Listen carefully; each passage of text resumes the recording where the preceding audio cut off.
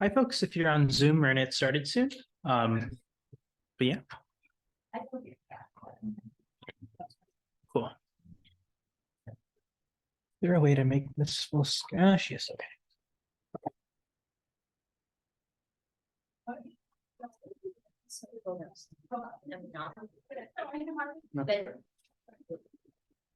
Yeah, I wore like a full bow jacket and everything. I was like, sweating.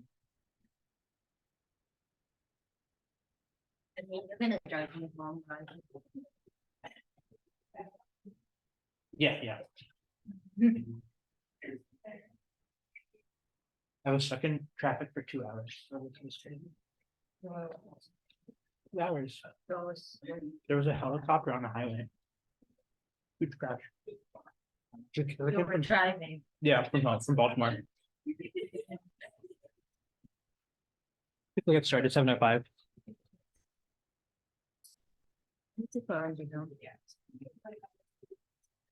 I know. We have. If you contact could ask. Can you shake my hand? Okay, good number. Okay, we should start.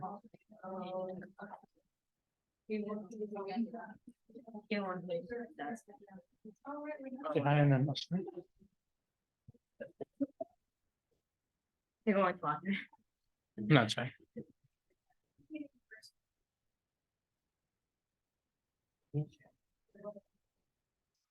That's echo.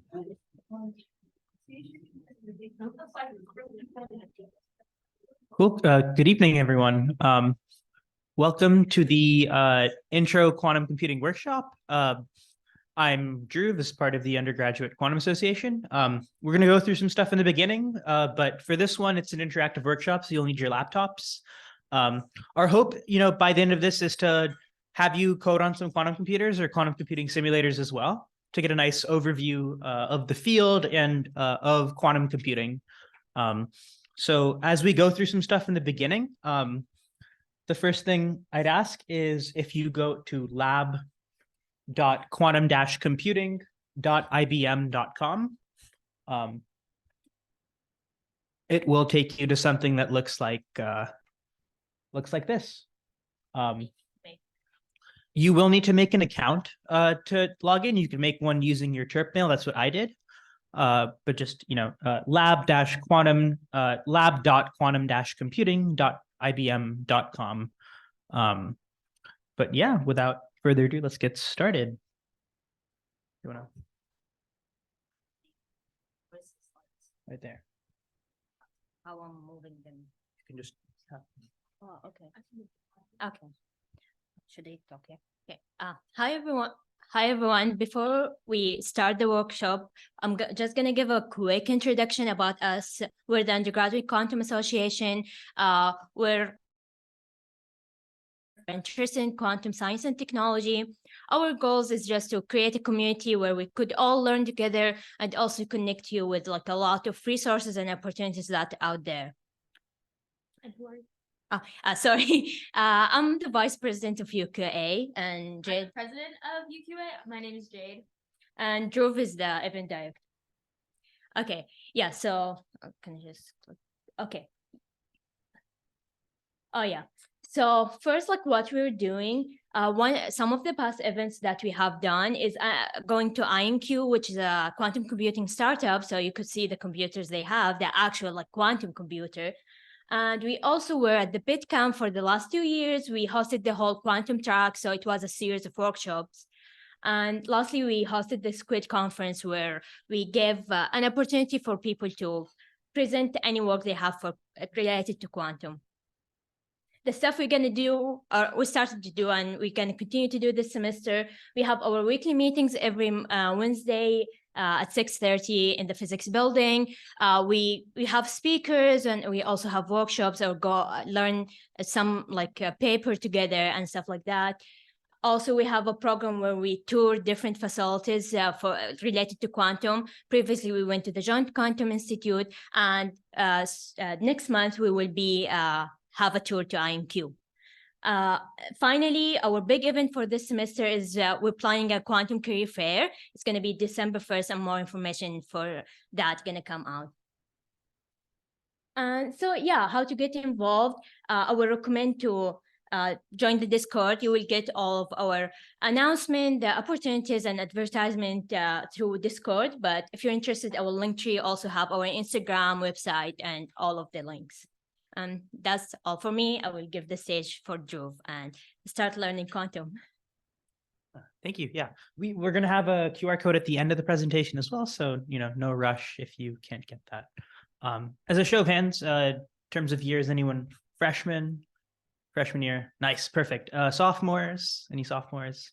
Nice. Juniors by chance? Juniors? Nice. And any seniors? Okay, yeah, nice, very nice crowd. So, yeah, as I went over at the beginning, at the end of today, you're going to understand what quantum computing is as a whole, possibilities of like why we're even talking about quantum computing, what this really is, learn about, the fundamentals of computing. They're called qubits. Like we have bits in normal computers, we have qubits for quantum computers, and there's some interesting there's some interesting differences between the two, and how we use qubits to represent information, and do some really cool things with them. So as a start, the first thing we're going to do is set up our computer so we can interact with these qubits. So the cool part about quantum computers is that even though they're these, you might think of them as these large chandeliers or these really big set of lasers, we are able to today actually like run jobs and submit things to quantum computers. And so this first part, we're going to go over how the infrastructure to do that. So as I mentioned earlier, so we're going to show you this website. But basically, today it's sort of like if you've ever programmed on a supercomputer or an HPC system, if you've heard of AWS, any of that sort of thing, it involves, using their services. So IBM is a big provider for quantum computing services. They make computers, they make the whole, full stack of everything you need to run quantum computing jobs. So we're going to be using what they call the IBM quantum experience, and it allows us to do these cool simulations. It's very easy. It also allows you to submit jobs every month for free on some pretty cool computers. And if you ever use Jupyter Notebooks, the entire infrastructure is set up like Jupyter Notebooks. So you're able to upload your own. And even though we're doing everything on the cloud today, you're able to download these packages, run them on your computers. And if you're interested in that at the end of the workshop, we can certainly help you with that. So to start, if you have your computers, go to lab.quantum-computing.ibm.com. It should take you to a login page and ask you to make an account. Should be pretty straightforward. If you use a Terpmail account, that's what I used. Or Gmail, whatever works best. Once you do that, you should get to this page over here. Should look something like this. So if I log out here just to make things crystal clear. Ideally, if you do lab.quantumcomputing.ibm.com, just continue with Google or whichever you prefer, and then there you go.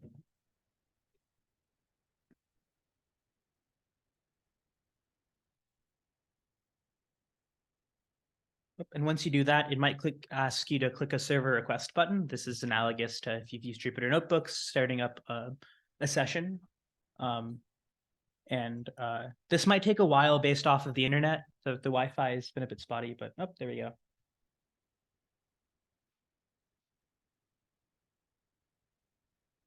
And once you do that, the first step is you have a bunch of these options in the launcher. You're going to click on the Python 3 in parentheses IPy kernel with the little graphic over there. That's called a block sphere. We're going to get into that in just a bit.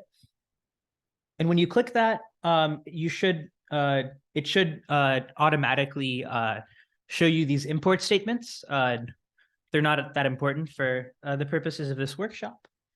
And just go ahead and click run. If you haven't used a Jupyter Notebook before, you do that by just clicking Shift Enter. And when you do that, it should just run. A star indicates it's running, and then once it shows you a number, that indicates that the cell's done. I make this mistake a lot when I use Jupyter Notebooks. Sometimes when I type code into them, and then I hit enter, I'm like, why is my code not running? for some reason, their platform tends to automatically sometimes toggle this code button from code to markdown. So just make sure you're selected on code when you run your jobs. The final thing you're going to do is import a couple of extra statements. Going to pull them up. You're going to go ahead and import the following extra blocks. I'm going to zoom in. I think this might be a little bit too small to see. Okay. Can everyone see this okay? Is that too small for people in the back? Thumbs up, thumbs down. Oh, oops.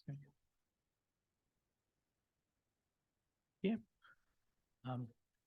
And Sundus and Jade, us three of us are going to go around and make sure everyone's okay. But just sort of give me a little hand raise if you're able to get to this page.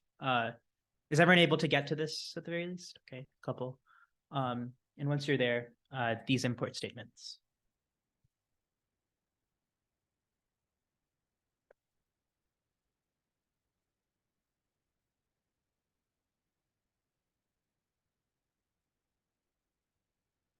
What's up?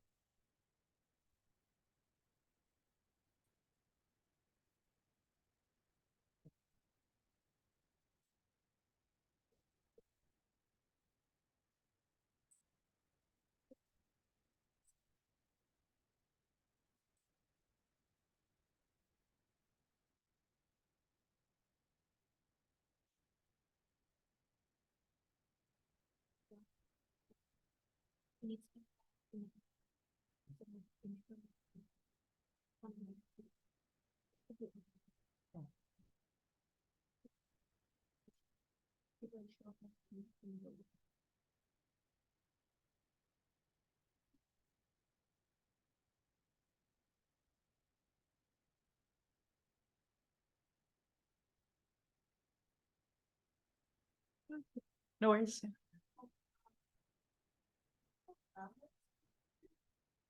An outlet. It's a good question. There's one right here. There's a seat over here. And then... Want to run that one?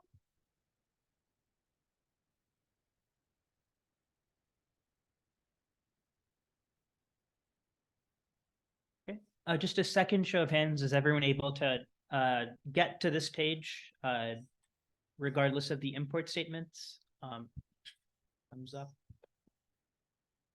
Okay. Okay. In that case, I'm going to continue.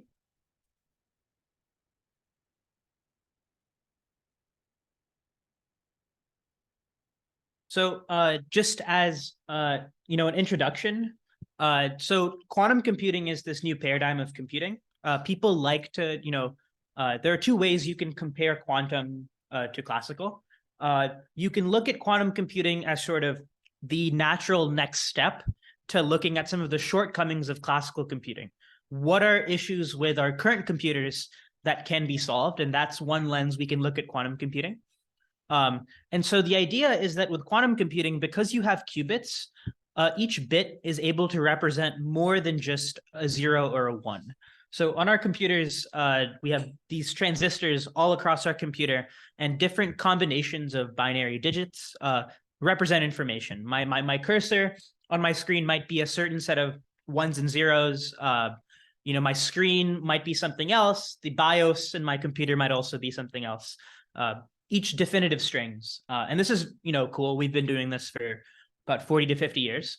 But with quantum bits, each bit, rather than it just being a 0 or a 1, each bit can be both a 0 and a 1 at the same time. And we'll get into that in just a second. But this is really cool because now you've, in a way, unlocked a new kind of operation. You're no longer, because you're able to represent information, each bit as both a 0 and a 1, you're able to encode information in really interesting ways. You're able to do things that you just cannot do with our classical normal computers.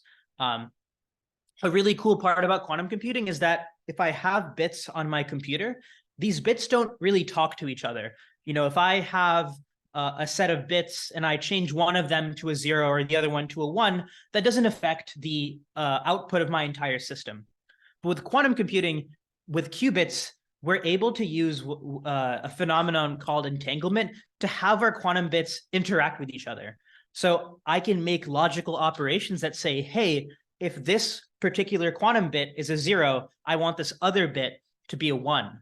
But then I can also say, wait, I want this particular quantum bit to be both a 0 and a 1, and this other bit to be a 0 or a 1, depending on the state of that other quantum bit.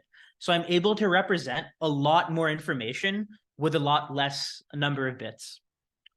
So an analogy I like to give is if you're trying to go around a maze, if you're trying to get a computer to figure out how to get through a maze, a classical computer, no matter what algorithm you really use, is going to essentially evaluate every different permutation one at a time. It'll try one route, realize, oh, this one route doesn't work. Let me try another route. That one doesn't work until you find the solution. And that can be, it's linear, but it can be pretty exponential in time, depending on, how big your graph is. But the analogy I like to make is a quantum computer looks at every route at the same time. So it isn't, so with normal computers, you're trying each route to get through a maze one at a time. With a quantum computer, you're trying every single route at the exact same time, because we're able to represent bits as both 0s and 1s. So getting into sort of like an example of some complexity, suppose you're trying to, crack a password that is 6 digits long. So how many possible combinations are there? If I have a string of numbers that is 6 numbers, I have 6 numbers long, how many different combinations can I make?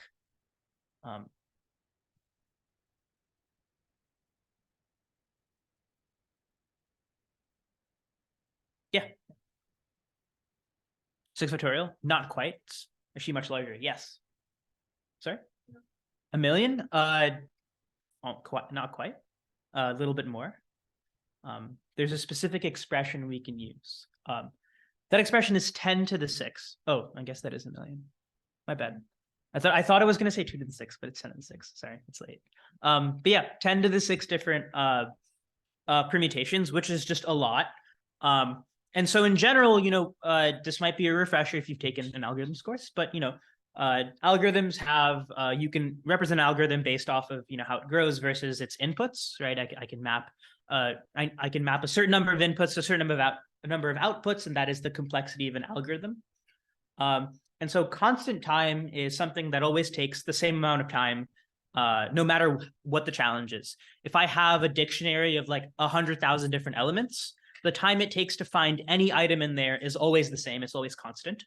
You can also have linear time operations. The more things there are, the longer it takes linearly. So an example would be if I have a giant set of data that is unstructured and I'm trying to find a specific object in this set, but I don't know where it is.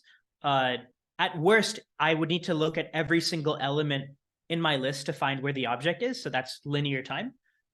Or you can have exponential time. And it's a class of problems that are challenging for our current computers, and a class of problems that using many quantum algorithms, you're able to take a lot of problems that are exponential in time and reduce them to linear or quadratic using quantum computing. There's some really cool examples of that. And so, for example, let's say you're trying to find a 10-digit pin in 1 second using an exponential time search algorithm. And so let's suppose your computer is fast enough to try about 5 trillion combinations per second. That's kind of a stretch. That's giving our computers the benefit of the doubt. But let's say you have access to some really cool high performance computing cluster. You can evaluate 5 trillion combinations per second. If you could do that and you had a 20-digit password, it would take 150 years to find that pin. An egregiously long amount of time. If you just added, if it wasn't 20 digits, but it was 30 digits, it would take that many years. I don't even want to count the number of zeros. That's longer than the age of the universe, just by having that. And so because of this fact, right, it's an exponential time algorithm to find these hidden strings. Because they are physically impossible to carry out, we base a lot of our encryption schemes off of the fact that, hey, I'm going to encrypt my data by encrypting it with a really large set of numbers that is impossible for a normal computer to find in any reasonable amount of time. If you've heard of RSA encryption, that's what that is. It's trying to find, making really, really long strings of numbers by multiplying prime factors together. And so back in the 90s, before there was a working quantum computer, a mathematician at MIT named Peter Shor figured out, wait, you are able to find these really, the prime factors of these really, really long numbers in essentially quadratic time. So if you had a large enough quantum computer, you could break RSA encryption. And that revelation has sort of grown the field. But because of that fact, people have been putting a lot of investment into quantum computing because of this reality. So people are both putting time into, let's make a quantum computer big enough to do this, but also let's figure out quantum safe algorithms, classical algorithms that can't be broken through a quantum computer. So it's really driven two parallel fields coming in. And so this is an example of that sort of thing. But I guess I've been using, the word qubit. So I guess what is a qubit? Just as a refresher, right, our computers use ones and zeros. We use transistors, physical switches on our computers to represent ones or zeros. So if you let current go through a wire, it's essentially a 1. If you don't let current go through a wire, it's a 0. And we can make these things really small. So we have classical transistors for ones and zeros. For quantum computing, the equivalent bit are different quantum-sized particles. They can be what we call trapped ions. They can be photons, little beads of light, since we can look at light as both a wave and a particle. Or they can be, this big word over here, superconducting circuit. Essentially, superconducting circuits are circuits that have no resistance, and through applying particular oscillators to them, you can make quantum bits out of these hardware platforms. I should emphasize, it is not important that we fully understand how these work. In the same way that I don't know how my computer works, but I'm able to code them. A lot of researchers that work on quantum algorithms don't concern themselves at all at the physical implementation. This is just for me to show you that, hey, this exists, but this is entirely like, it's field of its own. In fact, many people in quantum computing that work on the hardware don't really know much of the algorithms anyway. They just know that, oh, this is the problem I need to solve. Let me solve it in a better way. So instead, I'd like you to sort of remember that, okay, our quantum bits can be these physical objects, these trapped ions or these photons, but really just think of them as bits. I can set my quantum bit to 1 or 0. It doesn't matter how it's physically done. I can just do it. And the way we visualize a quantum bit is through what's called the Bloch sphere. And so what is the Bloch sphere? And so the Bloch sphere is this little 3-dimensional sphere of radius 1. And essentially, in this Bloch sphere, I have an arrow inside of it that points in different directions. If the arrow points all the way to the top, that's a 0. If the arrow points all the way to the bottom, that's a 1. And so this is how I represent different qubits. So I can see, if I have like 5 different qubits, I can have 5 different Bloch spheres. And the arrow, if the arrow is all the way up, I know that that qubit's at a 0. And if it's all the way down, I know that the qubit's at a 1.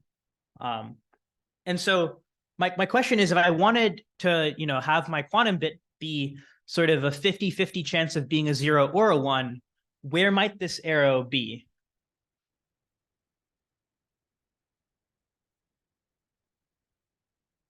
Yeah. Oh, I thought you were in it. Sorry. In the middle, yeah. This arrow could be, pointing in the y-axis, could be pointing in the x-axis. Anywhere in the middle would represent a 0 and a 1 at the same time. Now, in reality, when we use quantum bits, we can never see a quantum bit at both a 0 and a 1 at the same time. The second we measure a quantum bit or we look at a quantum bit, it picks a 0 or a 1.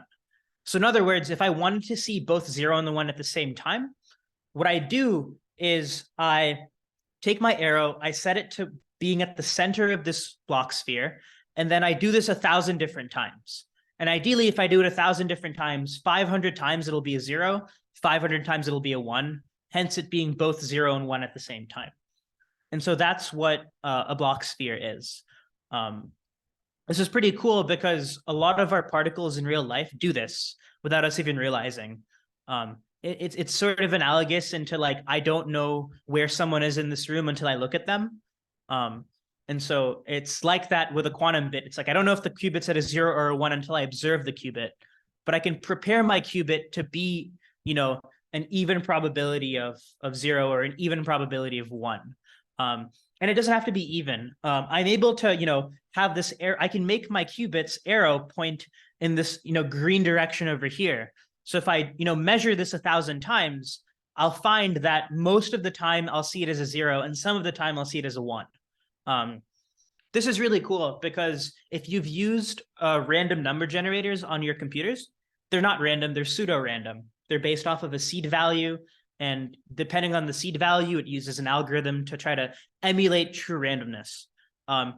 But quantum bits are the only true random source of things on this planet. It's quite cool. So you're able to generate true random strings or true random information using quantum computers. That's another field of research people are going into, because it turns out if your encryption keys are not truly random, then they're very vulnerable to attacks. And so people are also using quantum computers to make entirely random sets of strings to encode information. So that's another cool application of, you know, why would you even want a bit to be truly random or be able to represent a bit as both a 0 or a 1. And so, yep, you're able to, you know, force it on a side, being a 0 or 1, and so you're able to set it as being a probability of 0 or 1. And you can do, and the act of looking at a qubit is called forcing a measurement. So I measure my qubit, I ask it, are you a 0 or a 1? And then it picks 0 or 1. And I can do this a bunch of times.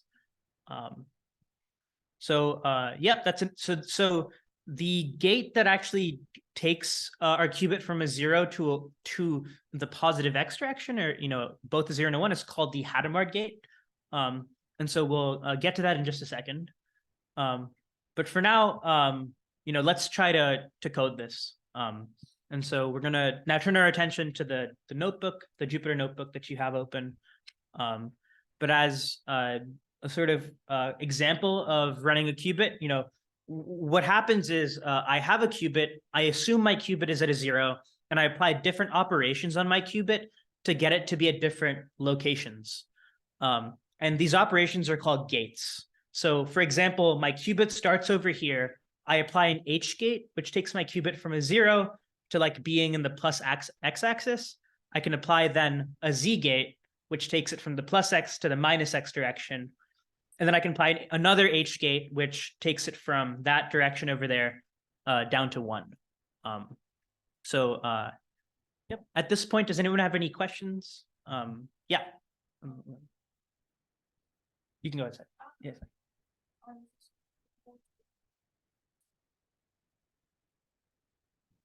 Great question. Yeah. So you can do both. And so typically in the block sphere, the y-axis is like the imaginary axis. So that's like our third dimension, and the x-axis is the real axis. So you can also see this as just a circle with an arrow going, you know, left or right around like a unit circle. Does that answer your question? Or cool? Sure.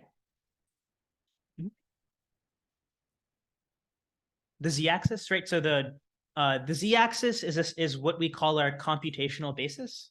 So the z-axis is basically like where a qubit conforms to. So once I've done a bunch of operations on my qubit, let's say I do operations that end up over there, it will pick either the plus z or the minus z direction.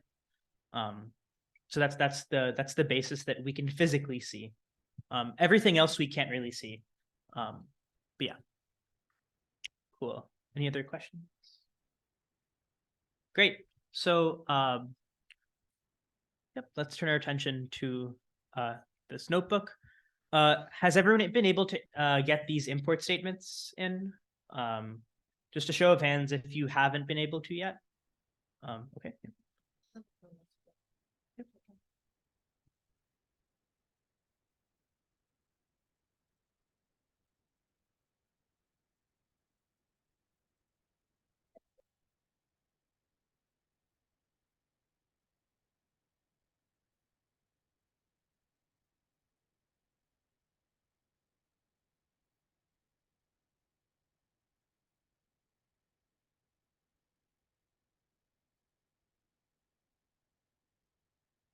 The command for the visualization.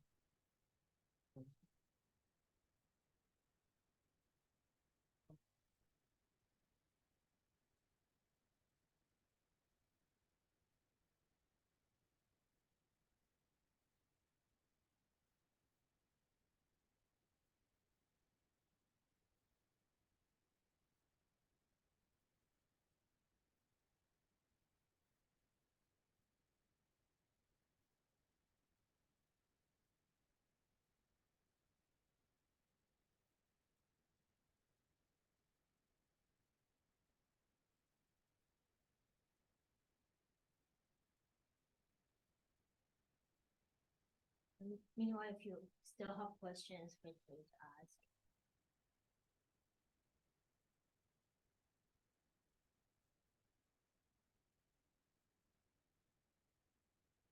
Okay.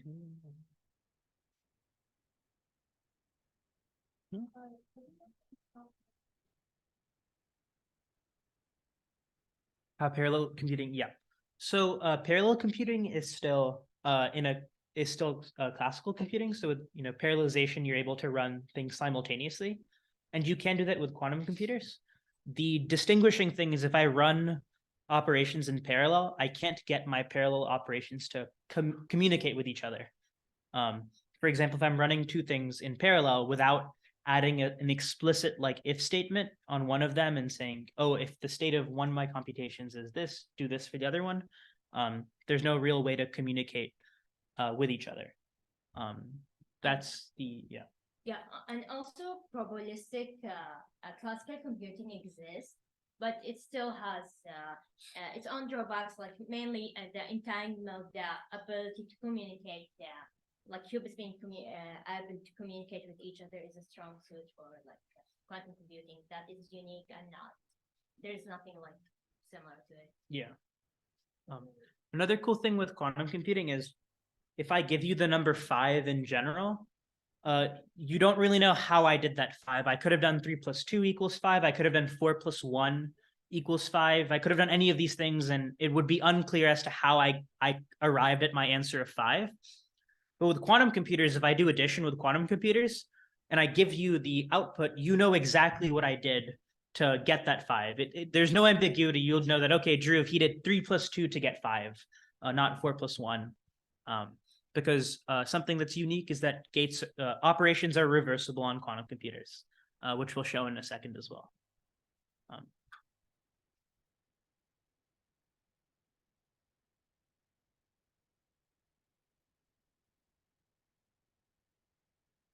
Yeah, I think so. Yeah.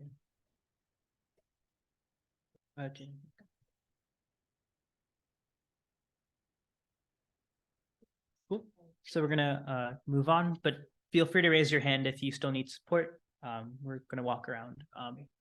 So the first thing I'm gonna do is I'm going to define my quantum circuit. So I'm gonna say QC, just make a variable called QC equals quantum circuit, and then my argument's going to be the number of qubits I want in my circuit. So I'm going to say 1 in this case. I just want a circuit with 1 qubit. The way we represent a qubit in this interface, you'll see it in just a second, is as a wire that goes like left to right as a little line, and we add blocks on the line to represent what we do to that qubit. So when I say QC equals quantum circuit 1, I'm initializing a quantum circuit with 1 qubit, and its default value is 0. So now I can start to do some things with it. I'm going to say, okay, I want to apply the Hadamard gate I referenced earlier. It's called the H gate. So I do QC dot H, and I specify what qubit I want it to act on. We index it 0, so at the 0th qubit. If I had a quantum circuit with 2 qubits, so if this was 2, for example, and I wanted to apply an H gate on the 2nd qubit, I'd put a 1. If anyone's used MATLAB and they've been frustrated at changing indexing, yeah, sorry. So yeah, in this case, I have a quantum circuit. So I have a 1 qubit quantum circuit with an H gate applied to it. And then I want to visualize the circuit. So I want to see, okay, what's physically going on. So I'm going to go qc.draw. And MPL is the argument. MPL just comes from we're using the matplotlib library that's built in to C. And when I run this element, live coding is always scary because I'm like, oh, I really hope I don't mess anything up. This is my circuit. It's just 1 qubit with 1 wire with 1 gate applied, the H gate. So yep, another way I can visualize this is, again, as I mentioned earlier, through the block sphere. So the way I can visualize this is I can say, okay, let me go ahead and I think it's plot my state vector.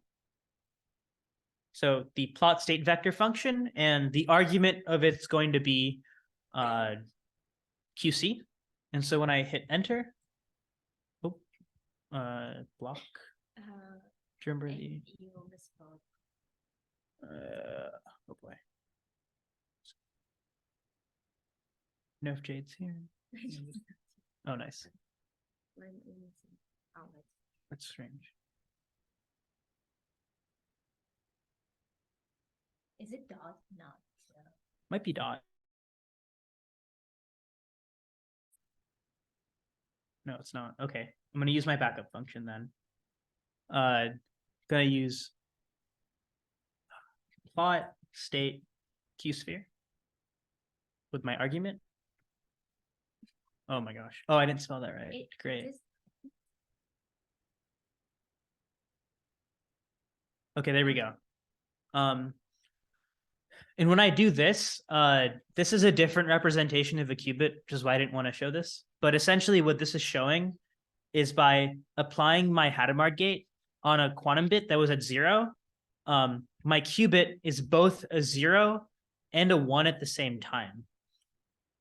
So if I zoom out here for just a second, what this means is my qubits, you know, the blob represents, oh, it's both a 0 and it's both a 1 at the same time.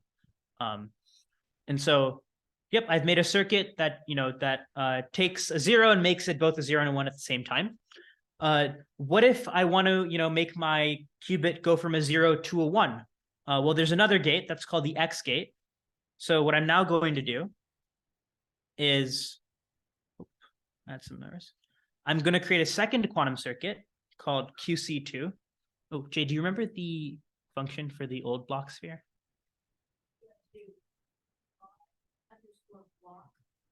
Oh, okay.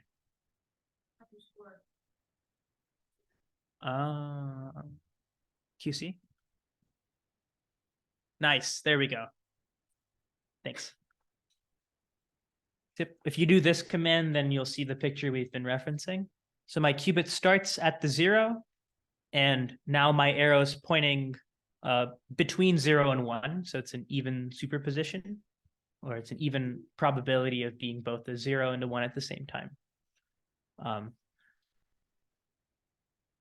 yeah, so then I can make another quantum circuit, so an entirely different one. I'm just going to call it QC2. And I can go ahead and I can say, okay, QC2 is going to be a quantum circuit with 1 qubit. And I'm going to go ahead and apply the X operation to this qubit. The X is the quantum NOT gate. So I'm going to apply the X gate on my 0th qubit. And, you know, if I draw this circuit, I get, whoops. Uh-oh. If I draw the circuit, I get another representation of, oh, I'm applying an X gate on this qubit. And in the same vein, I can, you know, visualize what what this does by using the same command over here. I know I'm going to misspell it, so I'm just going to copy paste it. And my argument here is because I have a different quantum circuit I've called QC2, I'm just going to make this QC2. And when I run it, my X gate has taken my 0 and has brought it down to a 1. And so that's what an X gate does. At this point, does anyone have any questions? Cool. Anyone having any like coding issues or like glitch bugs or anything running this? Feel free to raise your hand. Yeah. Yep.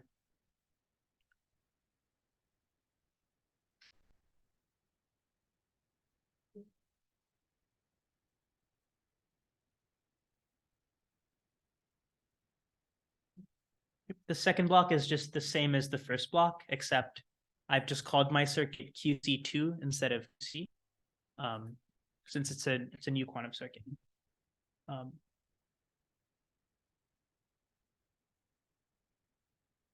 yeah. Is the Z operation. So I'm going to go ahead and make a new quantum circuit, call it my third quantum circuit, so QC3, and it's going to be a quantum circuit with 1 qubit. And I'm going to, on my quantum circuit, I'm going to apply a Z gate on the 0th qubit. And if I want to see what this looks like, I'm going to say, okay, QC3.draw with the argument MPL. And when you run that, it looks like this, right? It's just a block that says Z, and I have a qubit, and I'm applying the Z gate on that qubit. And then going to go ahead and do plot block multivector on this circuit over here. And when I hit run, it stays at 0. So it looks like I've done nothing to my qubit. I've applied a Z operation to my qubit, but it's staying at 0. Does anyone have any guesses for why that's the case? Like,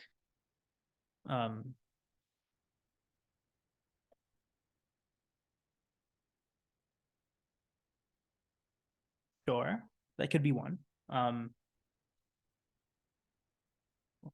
Well, what you'll notice with quantum gates is that my X, Y, and Z gates are just rotating the arrow about a particular axis.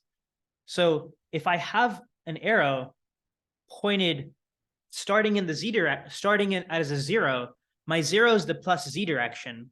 So if I rotate an arrow about the Z axis, it's just like rotating the arrow. It isn't changing the value of the arrow. So another way you can visualize this is, let's say I have my qubit pointing in the Z direction. So it's pointing in the Z direction, it's the plus Z direction. I then, if I say QC.Z, I'm taking a stick and I'm putting, I'm stabbing that stick in the Z direction and I'm like twisting that stick. So I'm like twisting the arrow. So similarly, if I had, a stick in the X direction, so if I had something going in the X direction over here and I twisted that stick, that arrow would move. So X, Y, and Z gates are just rotations about those axes, nothing more. So that's why applying a Z gate on a qubit that's already a 0 isn't going to do anything, because it's just rotating about the Z axis, nothing changes. The same is true for if this qubit was in the 1 state. If it was in the 1 state, well, my arrow is pointing in the negative Z direction. So twisting that arrow in the Z about the Z axis is going to keep it there. It's not going to do anything. So to see something, to do interesting things with quantum bits, we want to combine gates together. And so we're going to do just that. We're going to say, okay, let me make another quantum circuit. I'm going to call this I think our 4th quantum circuit. It's going to be a quantum circuit with 1 qubit. And my first operation on the circuit, since we're reading from top down, is going to be on this circuit, I'm going to apply the H gate. So I'm now taking my I'm taking my arrow and I'm putting it, between a 0 and a 1. And then after applying the H gate, I'm going to apply the Z gate. And I'm going to see what this looks like. So QC4.draw NPL. And when I do this, of course. When I do this, what this means is since I'm reading from left to right, I have a quantum bit that starts at 0. I apply the H operation on that quantum bit. And after applying the H operation, I apply the Z operation. And on the block sphere, that's going to look like this over here. It's going to be an arrow pointing in this direction. So what's happening? Well, if we go back to our little blob about the H gate at the very top. So over here, I applied a H gate on my qubit, and the result was an arrow pointing in the plus X direction. So then if I have an arrow in the plus X direction and I apply a Z gate, that means that I'm rotating this arrow about the Z axis. So it's taking this arrow and it's rotating it backwards over here, which is what we see if I scroll down to here. So that's that. Now remember, this is just a visualization, but ideally I want to be able to like, if I measure this qubit, I'm not going to see this. I'm going to see either a 0 or a 1. So the final step to quantum computing is, okay, let me measure my qubit. Let me ask it, are you a 0 or a 1? And so we're now going to get into is, the syntax for doing that. So what we do in that sense over there is, I have it here, is the first thing I'm going to do is choose a backend. So I want to run my quantum circuit on a quantum computer. So I'm going to go ahead and type, okay, what's my backend? My backend is going to be, and the syntax to do this isn't as important. Let me add some blocks there. My backend is going to be so I'm going to call the AER class, and it's going to be AER.get backend. And so, okay.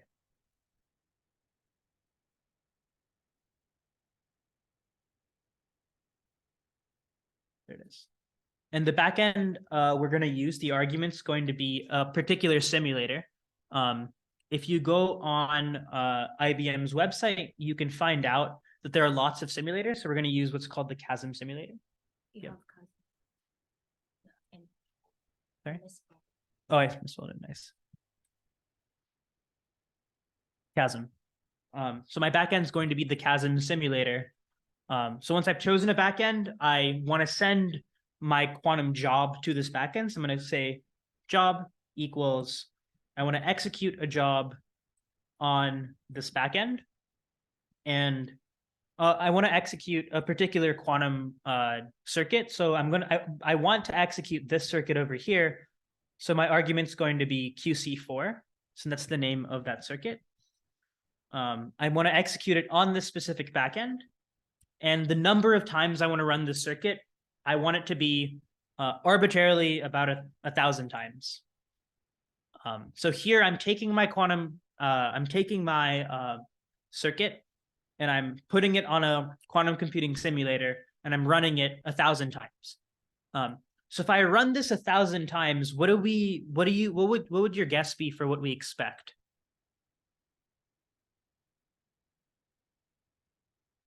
Yeah. Exactly, right? So because it's evenly between 0 and 1 in this case, think, okay, half the time I'm going to be at 0 and half the time I'm going to be at 1. And so let's find out. Let's run this job. So then now that I've have a function called job, I'm going to create another variable called counts. And it's going to be, it's going to be result.get counts. Oh, sorry. Before that, I'm going to create a function called result because there isn't any. And I'm going to get the result out of that.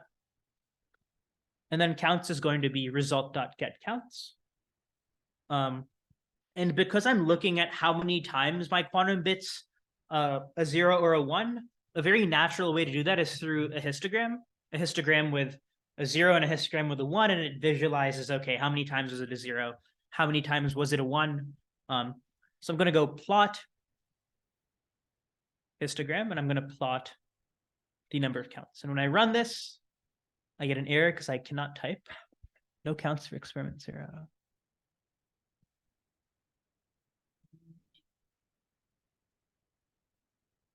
UC4.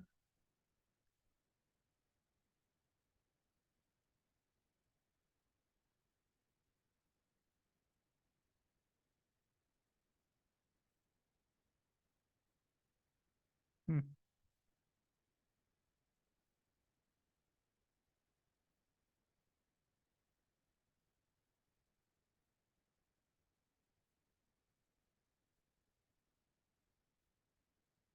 Maybe I had a spelling mistake in there.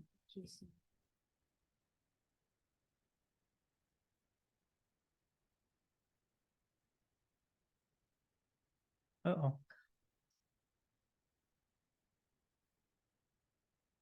Yeah. Oh, I've made a mistake here. So the mistake I've made is that I've made a quantum circuit, but I haven't asked my quantum circuit to like measure, like, are you a 0 or are you a 1? Right now, it's just both a 0 and a 1. So like, I can't run a quantum job. So at the end of the circuit, I'm going to go ahead and do QC4 dot measure all. So I want to measure all of my qubits. And when I do that, that should run. That did run. Okay. And if I add that, append that to my circuit, so just at the end of your circuit, it's just QC4 dot measure all of your qubits. It's sort of trivial in this case, but like if you had 1,000 qubits, you wouldn't want to say QC dot measure 0, QC dot measure 1. This is a function that just measures all your qubits. And when you do that, and then you run, yeah, you get this histogram that looks like this, which shows you the number of times that this circuit was either a 0 or a 1, or you can say both a 0 and a 1. So we expected it to be like 500 since I ran this 1,000 times, but in reality it's like 510 on one and 514 on the other. Why might that be the case?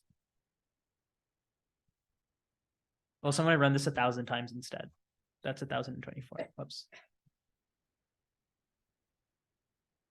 There we go. Yeah, so I run it again and I get a different result. Why do you think that might be the case? Yes. Yeah, sorry. What's that? Runtime, what do you mean? Oh, does it have to do with runtime? It does. Yeah.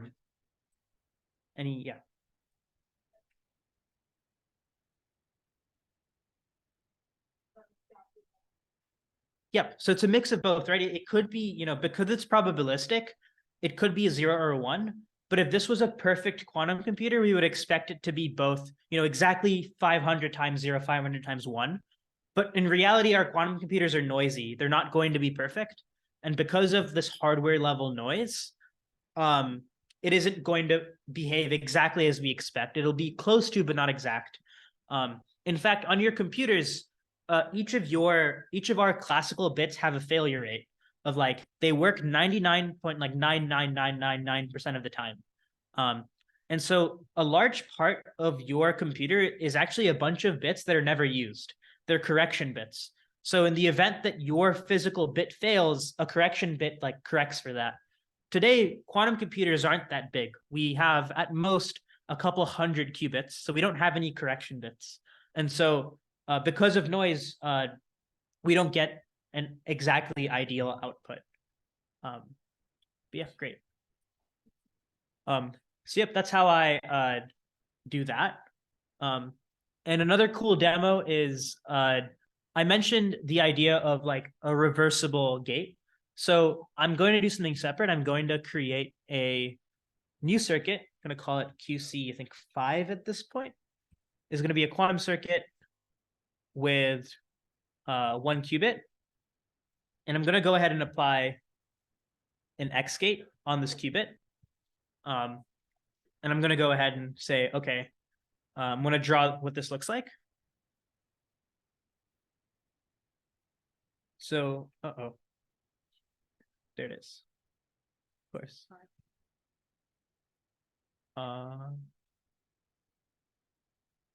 Oh my gosh. Nice. We get that.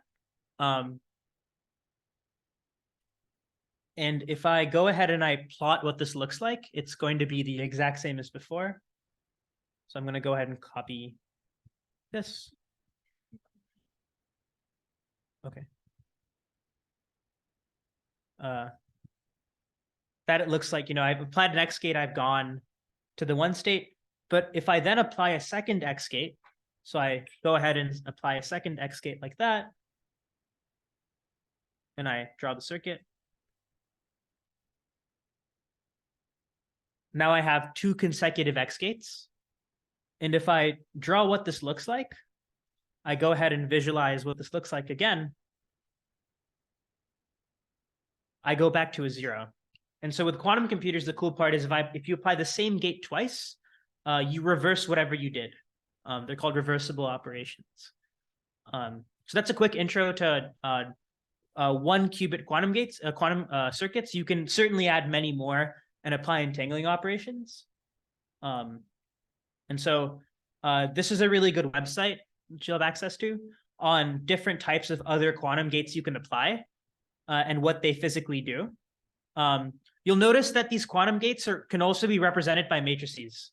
And ideally, in order to work with many qubits, you have to get comfortable with using these matrices on large scales, and that's sort of the language of quantum computing.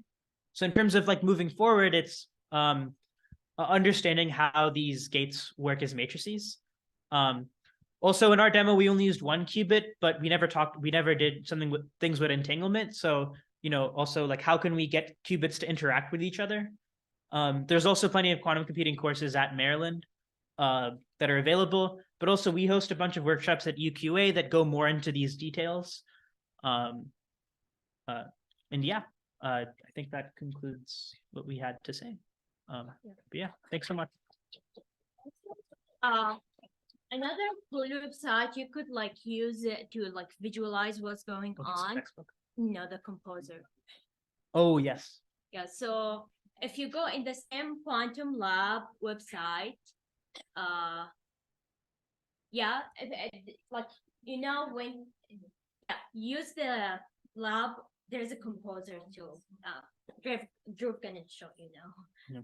There's a way to physically drag these gates in onto wires without having to type code in. So up here, I think it's right there. If you click on composer. Yeah, this is a great visualization if you can't really understand. Well, it has a crazy thing here, but if you can't really it's hard to follow code. This is a great way to start by just playing with these gates and see what's going on. Yeah, so this is like a multi-qubit system. And if I have 3 qubits, I have 8 different possibilities of where my qubit is. And so that's a cool thing. The biggest application of this, if anyone's like a bio or chem major, is using quantum computers for drug discovery. If you use quantum computers with many different qubits, you're able to simulate things that are physically impossible to simulate using a normal computer. We're able to do things that are just inconceivable with our normal computers because of these quantum these qubits. But yeah, thanks so much. If you have any questions, come around. Happy to talk. Yeah. Also, I don't think there's a workshop after this. We could stick around for a bit. Yeah. Thanks, everyone. You got Is there a Cool. workshop here? yeah, there's another word. Oh, okay. So I said something wrong. Cool. Let me